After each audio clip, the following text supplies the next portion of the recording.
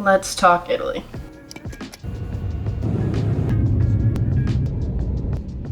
Italy was the trip I documented mostly in photos than I ever did video. I got nothing but B-roll. So I went from Phoenix to LA, then to Rome, and met my family in Rome. From there we hopped on a train to get to our Airbnb, and that first day we ate, walked around, ate again, and that was pretty much it. The next day is when we really got to go walk around the Vatican, the Sistine Chapel, St. Peter's Basilica. We walked around, hopped on a bus.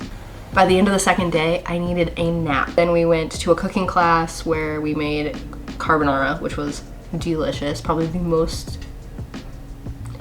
the best carbonara I've ever had. The day after that, we went and saw the Colosseum, walked around that area a little bit more, didn't realize how close to our Airbnb we really were, walked home. We went to every single basilica we walked by. We walked through so many basilicas that I can't even get the picture straight. We also did a tour of the Pantheon, which was kind of cool because our tour guide was from America. There's a lot of things I didn't know that the tour guide told us about. The one thing I didn't know about the Pantheon is that they had done a lot of religious stuff in there. About 4 days in, we hopped on another train and headed to Florence. Florence was cool because right outside the balcony in my mom and dad's bedroom, you could like straight shot at the cathedral. Our first day in Florence, we ate at a really nice restaurant, had some of probably the best tortellini I've ever had. The rest of the family kind of have a lot of steak. It's apparently what you eat in Florence is the salted meats. We went to a farmer's market where we had beef sandwiches.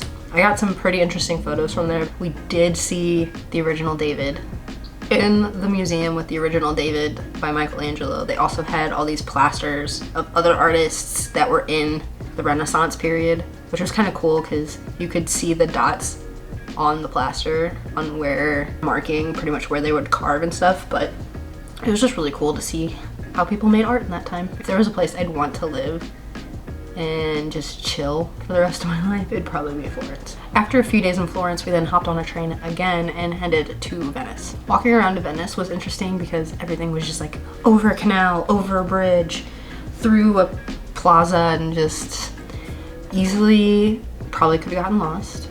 In Venice, we walked around a lot. We went to a museum, and just outside that museum was the St. Mark's Basilica. I only got to spend 2 nights in Venice because my flight took off on Halloween.